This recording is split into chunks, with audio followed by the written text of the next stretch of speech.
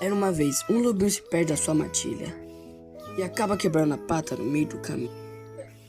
Mas ele, com a força de vontade, continua procurando a sua mãe. Ele encontra um novo amigo, um pássaro na floresta.